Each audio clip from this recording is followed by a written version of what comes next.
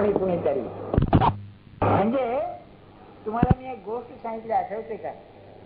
तो संन्यासी औरंगाबादचा, त्याला त्या याच्यात धरला होता, हैदराबादच्या निशस्त्र प्रतिकारच्या मनमाडला धरला आणि त्याला आणला औरंगाबादला जेलमध्ये. हे पडला, मला सांगावं लागतंय. तिथे आमसारी म्हणून हा होता, कमिशनर, सुभेदार म्हणतात त्याला, बरोबर. तो तिथे आठवड्याला तुरुंगात यायचं पाहायला. त्या त्यांच्या तुरुंगाधिकाऱ्याला जेलरला कि भाई सब ठीक है, हाँ हुजूर सब ठीक है, मगर ये कैदी ऐसा है की काम नहीं करता. हे क्या बोला, तुम्हाला त्या मोगलाच्या पद्धती माहिती नाही पडत, कशी दिवाळी करूनच बोला क्यों भाई तुम्हारे शिकायत है, तुम काम नहीं करते, क्यों करू म्हणाला. संन्यासी बरं का. तेव्हा तू काय म्हणाला, इसने गुन्हा क्या किया है बतलाव. मला तुम्ही धरलात ते मी म्हणाला नाही देहाला, इसने म्हणजे या देहानं गुन्हा काय केलाय सांगा. 2-3 वेळा तेच. तेव्हा अन्सारी काय म्हणाले, हे पागल आहे, इसको छोड देऊ. प्रपंचात असंच व्हायचं बरं का, घरामध्ये सांभाळा, हे वेळ लागले ना. उगी ज्ञानेश्वरी ऐकायला जातात त्या रविवारी, हा नाही का. म्हणून सत्पुरुष काय करतो, डॉक्टर ऑपरेशन करायला आला ना, करा देहावर ऑपरेशन, मी वेगळाच आहे. ही पुढची पायरी आहे. हे सगळं नाटक सांगायचं, बुद्धी वेगळी झाली आहे, आता मी वेगळा व्हायला पाहिजे. आणि त्याला जो उपाय असेल तर त्याला उपाय दृष्टिकोन बदलायला पाहिजे. आपला दृष्टिकोन म्हणजे श्रद्धा बदलायला पाहिजे. हे खरं नाही आहे, हे दिसतंय खरं, पण ते बरोबर नाही. रमणांचं एक फार त्याला हे आहे उत्तर. आपलं जीवन कसं आहे म्हणाले, म्हणजे तात्पुरतं. तर एक पडदा असतो सिनेमाचा, पांढरा स्वच्छ असा पडदा, काही नसतं तिथे, आणि चित्र पडायला लागल्यानंतर असं वाटतं वा काय आहे. एक तुम्हाला गमतीचा अनुभव सांगतो. एक गुड अर्थ म्हणून एक पिक्चर होतं बरं का, चांगलं प्रसिद्ध पिक्चर आहे ते. त्याच्यामध्ये असा एक प्रसंग आहे की त्या नवरा बायकोत भांडण होतं आणि बायको एक काठी येऊन नवऱ्याला भिरकावते, मारते. तेव्हा माझ्या सगळं ती जी भिरकावली त्या पडद्यावर होती ना, ते 3 डायमेन्शनल पिक्चर, आणि शाळेने माना खाली घातल्या, सोडून अंगावर येत घ्यायचं. आणि मग लक्षात आलं की झालं हे नाटक आहे सगळं. हा कसं असेल बघा, नाही विचार करण्याची एक गोष्ट आहे. हे जसं पडद्यावरचं चित्र न कळत आपल्या अंगावर येते वाटतं, तसा हा आज मी उद्या जाणारा प्रपंच घट्ट धरून बसलोय आणि मागून शंक करतो गेला की तो मी सुधारला पाहिजे. म्हणून सगळं ज्ञान जर असेल तर जगाचं बदल करणं नव्हे, माझ्यामध्ये बदल करणं हे परमार्थाचं लक्षण आहे. हा ज्ञानेश्वर महाराज सांगायचं आहे. आता बघा ओया बघा, त्यांना काय म्हणायचं, हे जे तुमचे भेद आहेत, स्त्रिया, वैश्य, शूद्र, मोठे लहान, श्रीमंत, गरीब, सगळं भरलेलं आहे भेदानं. हे सगळे भेद दृष्टिकोनामुळे आहे. ते हा होता मला वाटतं रहीम नावाचा अकबरचा प्राईम मिनिस्टर होता काही दिवस, मोठा कवी होता तो बरं का. तर त्याने एकाला दान केलं, मोठा दानशूरच होता तो. तेव्हा तो म्हणाला काय राजा, पंतप्रधान तू केवढी उपकार केलास. तर तो काय म्हणाला, माझं नाहीच आहे हे. म्हणाला राजाचं द्रव्य मला थोडं मिळालेलं, त्यातलं मी तुला दिलेलं आहे. काय फरक आहे, दृष्टिकोनात फरक आहे, दुसरं काही नाही. हा दृष्टिकोन जर बदलायचा असेल तर त्याला संतच पाहिजे, नाही तर नाही होणार. म्हणजे मग आपोआपच ज्ञानेश्वर महाराजांनी शब्द घेतला, व्यक्ती आणि मीपणाला बिंदूला म्हणजे ते नाहीच सुंदर शून्य होऊन जातं. आता बघा, तेच भलतेने भावे, सुरुवात अशी आहे, म्हणून कुळ जाती वर्ण हे आघवेची आकारण. इथे आमच्या कुलातला आहे, आमच्या जातीचा आहे, आमच्या वर्णाचा आहे, याला अर्थच नाही काही. हेच अर्जुना माझे पण सार्थक आहे. इथे एकच उपाय आहे, काय, तेच भलतेने भावे, मज मन मज आत येते स्वभावे, आले तरी आघवे मागील वाव. खऱ्या भावनेनं हा जर भगवंताला चिकटला तर प्रश्न नाही. भाव शब्दाचा अर्थ फार सुंदर आहे संस्कृतामध्ये. आरडी रानडेने त्याला प्रेम असा अर्थ केलेला आहे. पण खरा धात्वर्थ भूभव म्हणजे होणे, भाव भवनम अस्तिता, अस्तित्वाची जाणीव म्हणजे भाव. बघा किती बरोबर आहे ते. तर म्हणाले भरत देणे भावे, काही का असते ना ईश्वराच्या अस्तित्वाची जाणीव व्हायला पाहिजे. तिथे सगळं मर्म आहे. काय असेल अनुभव त्या तुकाराम महाराजांचा, जेथे जातो तेथे तू माझा सांगाती कंपॅनियन, अरे चालविसी हाती धरून या. काय विलक्षण अनुभव आहे मला सांगा. म्हणजे आपल्या भावनेनं तो विश्व निर्माण करतो, जणू काय निराळी सृष्टी निर्माण करतो अशी आहे. तुमची आमची खरं बघा किती लटकी भावना असते या बाबतीमध्ये, नाही का. देवाने असं कसं काय, अरे हे तर मी तिने अनेक वेळेला असतो, काय आमचं काही चुकलंय का. अरे सेकंड क्लास आला म्हणले याच्यामध्ये, बसलं झाला नाही त्या 12वी मध्ये. देवाला एवढंच उपद्व्याप आहे बरं का की ह्याच्या मुलीला 12वीला नापास करा. काय मला वाटतं त्याला ठाण्यालाच पाठवायला लागेल. म्हणजे ठाण्याला ते लोक राहतात, सगळे लोक असे नाही का, तुम्ही समजू नका. तो काय कल्पना या देवाविषयी, किती क्षुद्र भावना, नाही का. हेच गुरु, अरे तुमचा आशीर्वाद असू द्या. त्या ठिकाणी अभ्यास केला नाही तर भरपूर आशीर्वाद दिला पास होईल. ते किती विचित्र असतं बघा. नाही तो आहे म्हणजे आहे. किती आहे, मी सुद्धा माझ्याजवळ नाही इतका तो माझ्याजवळ आहे. हो ही भावना खरी. म्हणजे मग स्वीकार काय ते कळतं. आज तुझी इच्छा अशी आहे का, तर तुला काय करायचं. स्वीकार करणं हे मुख्य धैर्याचं काम आहे. सांगून ठेवतो, अरे मला अधिकार आहे कारण इतकं जीवन जगलोय मी. तुमच्या हातात काही नाही. आज निजला तर सकाळी उठणं तुमच्या हातात नाहीये. तुम्ही आज काय चाललंय कोणाला कळतंय बरं का. डॉक्टर त्या आता ॲलोपॅथीची ही नळी घाल ती नळी घाल, हे औषध दे ते औषध दे. त्या केमिस्टचं पोट भरतो, स्वतःचे भरतो, बाकी काही कळत नाही. माफ करा, काही कळत नाही. म्हणजे डॉक्टर म्हणते तुम्हाला कशाला औषध द्यायचे, मग औषधाशिवाय कसं जगणार हो, असं आहे. मला असं वाटतं पुष्कळ वेळेला की जर माणूस नियमानं थोडंसं वागला, आजारी असून सुद्धा जे बाधक आहे ते न केलं तर त्या औषधाशिवाय बरा होईल. निसर्गाच्या ज्ञानी इतका तरी तो खराब होणार नाही. आणि मरण त्याच्यावर अवलंबून नाहीच आहे. छे मी पाहिलेली गोष्ट आहे.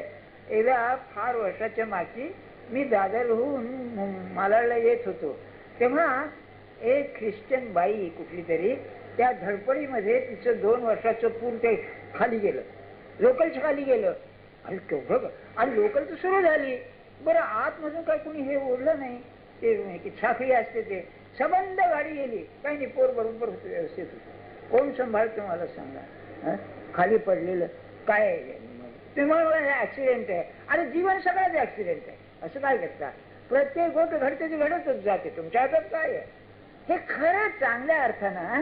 नाही तर बरं का आता काय आज ऑफिसला जायचंय, माझ्या हातात नाहीच आहे, घरी पुसला हे नाही, हे वेळासारखं नाही का. जोपर्यंत मी करावं ही उर्मी आहे ना तोपर्यंत केलंच पाहिजे, नाही का. मग हरकत नाही. ते नाही, खरा जो आहे ना, खरा भक्त जो आहे मीपणाशिवायच राहील. आणि आता पुढची जी उत्क्रांतीची पायरी आहे तेव्हा मी निमित्त मात्र आहे आणि ते सगळं करतात. बरं, मग जवळ आता हा कोणत्याही जातीचा स्त्री पुरुष कोणी असो तो कसा भगवंताशी एकरूप होतो त्याचा दृष्टांत देत आहे. तवची वहाळ ओहळ जवन पवती गंगा जळ, मग होऊन ठाकती केवळ गंगा रूप. गंगा वाहत असताना गंगेला लहान ओढे पिढे येऊन मिळतात. गंगा एवढी पवित्र शुद्ध भगवंताच्या पायापासून निघालेली, त्याच्यामध्ये गटार सुद्धा जातं आणि ते गेलं की पुन्हा गंगारूप होऊन जातं. तसं ज्ञानेश्वर महाराज म्हणतायत. मग खैर किंवा आणखी दृष्टात खैर चंदन काष्ठे हे विवंचना तवच घाटे जवन घापती एकवटे अग्नी माझी. अग्नीत टाकीपर्यंत हे खैर आहे, हे चंदन आहे, हे आमका आहे, हे या जातीचे लाकूड आहे, हा भेद अग्नीत घात्यात जसं एक होऊन जातं तसं भगवंताला शरण गेल्यानंतर तो कोणत्या जातीचा आहे, का पुरुष आहे का स्त्री आहे, विद्वान आहे का अडाणी आहे, काही भेद नाही म्हणजे नाहीच नाही. पुढे म्हणाले तैसे क्षत्रिय वैश्य स्त्रिया का शूद्र अंत्यजाती या जाती तवची वेगळालिया जवन पावती माते. जोपर्यंत भगवंताला चिकटले नाही तोपर्यंत ते वेगळे. तुम्हाला मी एक अनेक वेळा गोष्ट सांगितली आहे की रामकृष्णांच्या वेळी एक गोष्टी होता, गोष्ट सांगत नाही मी, तर त्या काळी हे ब्राह्मण 100 वर्षाच्या मातीवर 1885 साली त्यांनी देह ठेवला. 1835 साली मला वाटतं ते जन्माला आले. म्हणजे किती वर्ष झाली. तर हे आपल्या गावी गेले, त्याच्या घरी 3 दिवस जाऊन राहायचे. त्या काळी ते करणं म्हणजे अधर्मच, तो धर्म भ्रष्टच होणं आहे, पण त्याच्या घरी जाऊन राहायचे. बघा काय असेल, कारण तो भगवंताला चिकटलेला होता. म्हणून ज्ञानेश्वर महाराज किती सुंदर आहे की जेथे तुम्ही एका ध्येयाने आहात, त्या ध्येयाने आल्यानंतर बाकीचे भेद नाहीसेच होतात. आपसातला संघर्ष कमी झालाच पाहिजे. एक निराळा आपलेपण असणं. बरं, या वारकरी पंथामध्ये याचा एवढा परिणाम आहे की सगळे एकमेकाला नमस्कार करतात. हे मी वारकरी पंथाचं जाऊ द्या तुम्ही, पण हे भटजी बापू होते ना, त्यांची मी गोष्ट सांगतोय. आधी त्यांच्या पायावर जर लहान मुलाला घातलं त्यांना राग यायचा म्हणजे म्हणायचे, अरे ते देवाचं आहे मूल, माझ्या पायावर कशाला ठेवतात त्याला, असं म्हणायचं. पण कुणी त्याला नमस्कार केला त्यांना, तर लगेच त्याचे पाय घ्यायचे. आणि कुणी ते पाय मागे घेतले, मी पापी आहे का, मला काय तुमचे पाय घेत नाही, असं. आणि ते नकली नाही, खरं मनापासून म्हणायचे. काय असेल म्हणजे त्या माणसाला, ती पुरुष किंवा स्त्री, त्याचं व्यावहारिक स्थान, जात गोत काय असेल ते न पाहताना केवळ भगवंताचं घर म्हणून, पृथ्वीमध्ये जितकी शरीरे तितकी भगवंताची घरे, समर्थांची ओळी लागतात. म्हणजे त्याच्यातला तो पाहतो. महाराज एकदा म्हणाले की सर्व माणसं भगवत रूप आहेत, शिष्य नव्हे का म्हणाले. अरे बाप. आणि तुकाराम महाराजांचा अभंग आहे, शिष्याची जो नेघे सेवा मानी देवा सांगितले. काय असेल मला सांग नाही. आपली सेवा करताना त्यांना ती जी भावना आहे की हा परमात्मा स्वरूपाकडे जाणारा आहे हा, आणि ते नेणं माझ्याकडे आलेलं, ही भावना असल्याशिवाय होणारच नाही. पुढे म्हणाले, मग जाती व्यक्ती पडे बिंदुले, जेव्हा भाव होती मज मीनले, जैसे लवण कण घातले सागरा माझी. तर सुरे काय, समुद्रातून आलेलं मीठ ते जल झालं, कणरूपी झालं, ते पुन्हा जर समुद्रात टाकलं तर समुद्राशी तादात्म्य होऊन जातं. तसं, किंवा उपनिषदात एक मंत्र आहे की अग्नीतून स्फुल्लिंग जसे येतात ठिणग्या, तसे हे जीव आहेत सगळे, मूळ अग्नी आहे. तसं ज्ञानेश्वर महाराज म्हणतात की जेव्हा परमात्मा स्वरूपाशी हा चिकटतो, त्यावेळेला त्याची जात आणि त्याचं व्यक्तित्व शून्य होऊन जातं. हे कमी होणं म्हणजे भगवंताचं होणं आहे. कमी होणं, किती कमी होणं. एक चांगले साधक मी पाहिले, ते काय म्हणायचे, मी सगळे नामस्मरण करतो, सगळे करतो, पण हा कोण आहे करणारा, आज अजून काही पत्ता लागत नाही. कसं चिंतन आहे बघा, सुरेख असं. आज कोण आहे, हा कोण करतोय सगळं, हे पत्ता लागत नाही. तर मी त्याने काय म्हणलं, अहो महाराज करतायत ना हे. ते म्हणाले, ती उसनी भाषा मला सांगू नका, तुमचा अनुभव काय बोला. आमच्या तोंडात मारल्यासारखं झालं. निरूपणाची सवय ना तुम्हाला, काय आहे अनुभव. मग त्याला आतमध्ये असं वाटलं पाहिजे की खरोखर मी तुम्हाला अनेक वेळा सांगितले, पुन्हा सांगतो, असा मनुष्य मी पाहिजे की माझं जीवन त्याच्या हातात आहे. ते भाऊसाहेब काय सांगू तुम्हाला. ते पहाटेची वेळ आणि त्यांना स्वप्न पडलं. एक मनुष्य स्वप्नात आला आणि म्हणाला, तुला मूठ मारू का, बरं का. तेव्हा स्वप्नात भाऊसाहेबांनी त्याला सांगितलं, मार, पण महाराजांना विचारून मार. काय खोल गेले होते महाराज मला सांग. तुमच्या आमच्यात पैशाचं प्रेम जसं खोल गेलंय तसे पैकीच आहे ते. नाही, खोटं नाही. एक गंमत सांगतो, पाहिलेली आपण. एक लहान पोर भारी रडायचं की बाई म्हणाली, अहो रात्र रात्र जागवतो नुसतं, काय ऐकत नाही काय. अरे म्हणाली. तर ते महाराज नमस्कार करून ते लागलं केकटायला, रडायला लागलं. तर महाराज म्हणाले, 2 रुपये आणा, म्हणजे नाणी, बरं का, 2 रुपये आणा. आणि महाराजांनी त्याच्यासमोर वाजवले. अहो पोर थांबलं की एकदम रडायचा. बघा म्हणाले, कसं प्रेम आहे बघा. आपण त्यातलेच आहोत. नाही, कसं असतं बघा. नाही, आतमध्ये जाणं म्हणजे काय असतं. म्हणून म्हणतो मी की सत्पुरुषाच्या जवळ जर शिकायचं असेल तर हे शिकायचं, ज्ञानेश्वरी मधून हे शिकायचं. काय असेल त्यांची अवस्था, काय आज कुठे पुढी आहे का, आज काय खायला आहे नाही, काय असेल त्या पुरुषाची अवस्था. अहो एक नाही 4 भावंड असं काय करतात, काय देह म्हटल्यानंतर अन्न लागतच असेल की नाही, काय असेल म्हणजे काही नाही. नाही नाही नाही फार, आणि एवढे उच्च विचार खाली आलेच नाही, काय असेल बघा. हे थोडं तरी आपण शिकलं पाहिजे. तुम्ही अभ्यास करा तुमच्या व्यवहाराचा, परीक्षेचा, पण त्या अभ्यासात राहिलं पाहिजे. नाही आता परीक्षा आली ना त्याच्यातच मी आहे, भगवंताच्या नामाचं ते सोडूनच द्या. पण असं एकदा तो नामात गेला की गेला, बाहेर नाही. त्याच्या वागण्यामध्ये, त्याच्या नजरेमध्ये, बोलण्या चालण्यात फरक दिसेल बघा तुम्हाला. तो की नाही व्यवहारात राहील, पण असून नसल्याचं. सॉक्रेटिस सांगितलं ना की काय झोप, गाढ झोप हो. मला म्हटलं का उठवलं नाही, आणि 2 दिवसांनी मेला बघा तो. कसा असेल? हे लोक तर तयार झालेले नाही. आपण निदान पाडायला तरी लागलं पाहिजे हो. पावडर घालून आंबे पिकवतात ना, तसं नको आता, नाही का? पाडायला तरी लागला पाहिजे, म्हणजे थोडी तयारी व्हायला लागली अशी. म्हणून मला नेहमी वाटतं, तुम्ही स्त्रिया पुरुष इतक्या वेळ घालवता, घरच्या माणसांना असं वाटलं पाहिजे की काहीतरी फायदा होतोय, नाही तर उलटच चाललंय सगळं.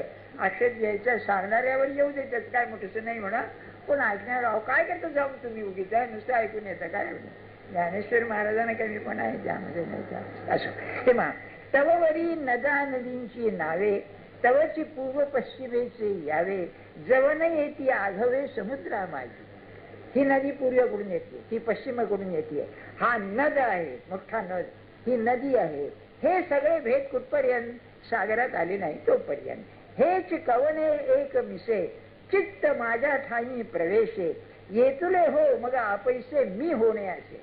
आता एक नवीन विषय सांगतात, परमात्माशी तादात्म्य व्हायचा. त्याला मार्ग काय? काही निमित्त होऊ दे म्हणाले, आणि 2-4 उदाहरणं दिली आहेत. काय त्याचं मर्म सांगतो आपल्याला. आपल्या मनाचा एक असा स्वभाव आहे की ज्याचं अखंड चिंतन करील ना त्याचा आकार त्याला आहे. एक सांगून ठेवतो खुबी, ज्या देवतेची तुम्ही उपासना करता, ज्या सद्गुरूची, देवतेची, तुमच्या सूक्ष्म देहाला तो आकार येतो. आणि ज्यांना थोडी दिव्य दृष्टी आहे, अतिंद्रिय दृष्टी, बरं का, त्यांना ते बरोबर दिसतं की हा कुठल्या देवाचा उपासक आहे, कुठल्या गुरुचा आहे, त्याला आपोआप कळतं. तेव्हा ज्ञानेश्वर महाराज म्हणताय की इथे मन तयार व्हायला पाहिजे सारखं. ते मला एक आठवतं, ते शंकरराव देशपांडे म्हणून होते, तर हे अब्दुल करीम खान होते ना, गवई मोठे प्रसिद्ध अगदी. म्हणजे त्यांनी देह ठेवला ना, तेव्हा फैयाज का काय म्हणाला, तो वाघच होता, तो काय म्हणाला, बडा रसीला गायक चला गया म्हणाला. असा त्यांची ती ठुमरी आहे ना, पिया बिन नाही आवत चाय, तो म्हणायचा ठुमरी गावी तर अशी गावी म्हणायचा असा. तर ते काय करायचे, विद्यार्थी शिकायचे ना, तर तंबोरा हा उरावर घेऊनच मी जायचे. जाग आली की पुन्हा आपल्या तारा सुरू आल्या. तेव्हा शंकरराव त्यांच्याकडे राहिलेले होत्या, 14 वर्षाचं वय, त्यांना कीर्तनकार व्हायचं होतं, हरदास म्हणून ते गाणं शिकायचं. तर 2-3 वर्ष होते. तेव्हा त्याने विचारलं की खास आहे हे काय हे, तर ते काय म्हणाले, अरे तुला काय सांगू, स्वर माझ्यासमोर नाचतात, घ्या घ्या, लागत नाही स्वर, भानगडच नाही, खाकरा खोकरा का चहा प्या, भानगड नाही. स्वर म्हणलं की स्वर काय असेल, मला तादात्म्य काय असेल, खरं विचार कर. नामाचं असं व्हायला पाहिजे हो, नाही का? म्हणजे तुकाराम बुवाने म्हटलंय तसं, हा न विसंबे मज, मी सोडू म्हणलं तर मला सोडत नाही, असं ते मनाचा हा धर्म आहे, बरं का? म्हणून हे तुम्हाला जरा विपरीत वाटेल, पण आईन्स्टाईनचं मी तुम्हाला सांगितलंय ना. तुम्हाला एक गंमत सांगतो, बरी मला आठवण झाली. एक थॉम्सन नावाचा ॲटॉमिक सायंटिस्ट होता, हे ब्रिटिश सायंटिस्ट. तर तो सकाळी रोज याच्यात जायचा, केम्ब्रिजला होता, लॅबोरेटरीत जायचा, संध्याकाळी यायचा. तर एके दिवशी संध्याकाळी तो आपल्या विद्यार्थ्याबरोबर घरी परत येत होता, बरं का? तेव्हा रस्त्यामध्ये त्याची बायको त्याला भेटली, ती अशी उलटी जात होती, तो येतो. तर ती हसल्यावर यांनी टोपी काढली, म्हणजे नमस्कार या अर्थाने. तेव्हा त्या शिष्याला म्हणाला, कोण आहे रे बाई ही म्हणा, बरं का? तर तो ऑफकोर्स शी इज मिसेस थॉम. हो रे म्हणा, अरे बोलू नको बाबा म्हणा. काय असेल मला सांगा, सारखं डोक्यामध्ये ते. निदान आपलं व्हावं अशी प्रार्थना करायला काय हरकत आहे, नाही का? असं करू नका घरी, तू कोण घरी आल्यावर नाही. पण विषयाशी तादात्म्य होणं म्हणजे काय, उगीच नाही या लोकांना निसर्ग कसा आहे निष्पक्ष पाहत आहे. तुम्ही तादात्म्य झालं की बरोबर आपल्या गुप्त गोष्टी दाखवणारच तुम्हाला, सिक्रेट्स ज्या असतात त्या, ते सगळं इथे पाहिजे. आणि ज्ञानेश्वर महाराजांची ज्ञानेश्वरी म्हणजे गुरु कृष्ण देव दुसरं आहेच का त्यांच्या डोक्यामध्ये, नाही का? मला नेहमी असं वाटतं की त्यांचं जर थोडं कातड सोलून रक्त तपासायला दिलं असतं तर शेवटी श्रीकृष्णच निघाला असतं त्यामध्ये, दुसरं काहीच निघालं नसतं, असं आहे. म्हणून अगा वरी फोडावया लागी लोहो मिळव का परिसाची अंगी का जे मिळतीये प्रसंगी सोन्याची होईल. वा, दृष्टांतच फार कमाल आहे. काय आहे? लोखंड आहे, म्हणजे अगदी हीन प्रतीचे माणसं आहे. मग ते जात म्हणा विद्या म्हणा काही म्हणा, अगदी हीन प्रतीची माणसं आहे हे लोखंड. आणि सोनं हे भगवंत. तर सोनं आपलं हो परीस तेव्हा परिसाचं काम काय? लोखंडाला लागलं की एकदम सोनं बनणं. तेव्हा नुसता स्पर्श करतं. तसं तुम्ही कसेही असा भगवंताच्या शरण गेल्यानंतर सोनं झालं. मग प्रश्नच उरत नाही सोनं झाल्यानंतर, त्याला काही नाही. म्हणून म्हणाले आता प्रत्यक्ष उदाहरण देत आहे. वालभाचे नि व्याजे तिया वज्रांगणांची निजे मज मिनलिया काय माझे स्वरूप नवती. एक उदाहरण घेत आहे बरं का. पहिलं उदाहरण गोपींचं घेतलं. त्या अडाणी गोप्या काय त्या बाया नाही का, म्हणजे गवळणी त्यांना काय विद्या आहे का काय परमार्थ आहे का काय, पण प्रेम. वल्लभ शब्द संस्कृतामध्ये अतिशय प्रेमाच्या नवऱ्याला वापरतात. बरे 16व्या अध्यायामध्ये बुद्धीचं वर्णन करताना बरे का गावा गेलिया वल्लभ असा शब्द घातला. एका बाईचा नवरा गावाला गेला. गावा गेलिया वल्लभ पतिव्रतेचा विरह क्षोभ. तेवढाही विरह तिला सहन होत नाही. क्षोभ झाला म्हणजे सारखा नवरा केव्हा येईल. भलते सणी हानी लाभ न मनीचे. मोठा लाभ झाला काय हानी झाली काय तिच्या मनावर परिणाम करत नाही. तस सत्स्वरूप रुचले. पण काय मी सांगतो तुम्हाला, ज्ञानेश्वर महाराज बोलू द्या. तसं सत्स्वरूप म्हणजे परमात्मा स्वरूप आवडलं. रुचलं म्हणजे आवडलं. सत्स्वरूप रुचलेपणे बुद्धीचे ऐसे अनन्य होणे. कसं बघा, हेची बुद्धी सद्बुद्धी म्हणे केशी अंता. केशी राक्षसाचा वध करणारा परमात्मा म्हणाला, अरे यालाच मी सद्बुद्धी म्हणतो. की तिला सहन होत नाही. रुचलेपणे खरी रुची उत्पन्न झाली पाहिजे की नाही, मला तो पाहिजे. तसं आहे ते. ह्याना म्हणले तो प्रेमच बसलं पाहिल्या बरोबर. लव एट फर्स्ट साईड नाटकात वर्णन करतात ते काही चुकीचं नसतं. एकदम आवडतं पाहिल्या बरोबर. आणि लग्न बिग्नाच्या बाबतीत महाराज म्हणायचे जे आपलं आहे ना ते कसं का असे ना. म्हणजे एक मध्ये एक मला मुलगी भेटायला आली. चांगली बरं काय दिसायला चांगली, तिचा नवरा पाहायला काळी बिळी होती. नवरा पाहायला ती इतका सुरेख, मग कसं काय आणि गिड्डी बिड्डी अशी. तर मी म्हणलं प्रारब्धाचा खेळ असा आहे बघा. त्यांनी कशी पसंत केली कोणा ठेवते. बरोबर आहे आपलं आहे ते. व्यासांचं अगदी बरोबर आहे. पूर्वदत्तेषु या भार्या अग्रे धावती पुढे पुढे पुढे करते म्हणाले ती. पण ती येईपर्यंत नाकादा मानते ही तिथंच खरं आहे. आणल्यानंतर आणतेच पण तो न्याळा असतो. गंमत सांगायची काय जीवनाची तरा आहे बघा. जीवन समजलं ना तर तो चमत्कारच पाहत बसेल. काय माझ्या जीवनात जन्म कुठे, वाढलो कसा, काय पैसा मिळतो, सुख कसं दुःख कसं, मनासारखं होणं मनाच्या उलट होणं, हजार भानगडी. वेगळेपणाने पाहता आलं पाहिजे. आणि ते पुढची पायरी आहे की वेगळेपणाने मीला पाहता आलं पाहिजे. ही उत्क्रांतीची शेवटची अवस्था. मग म्हणाले हा झालं गोपींचं. मग ना तरी भयाचे निमिसे मातेन पविजेची काय कंसे अखंड वैरवशे चैद्या.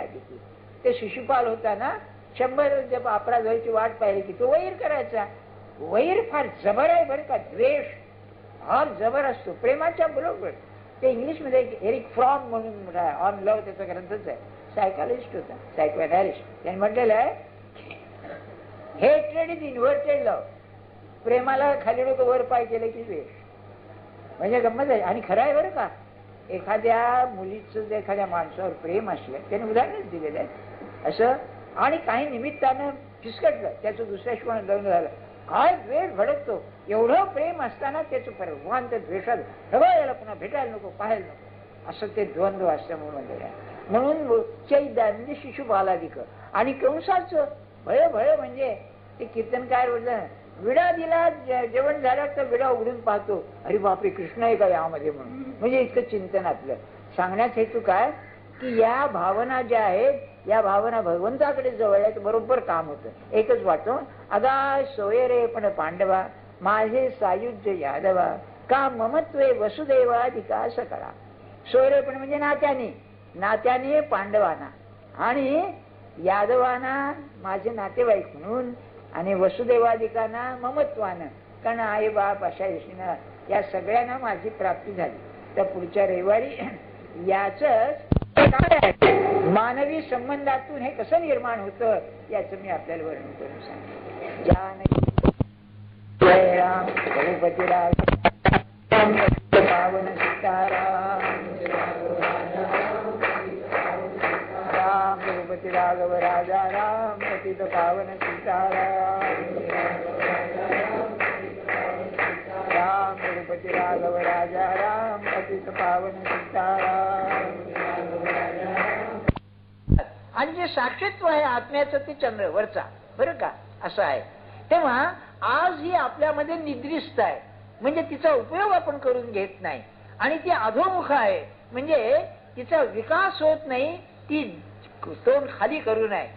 परमार्थ म्हणजे तिचं तोंड वर करणं, म्हणजे कुठली जागी होणं म्हणतात तो. आणि भगवंताच्या नामाचं सामर्थ्य असं आहे, जो घेऊ लागला त्याची कुंडली जागी झालीच, शंका नाही.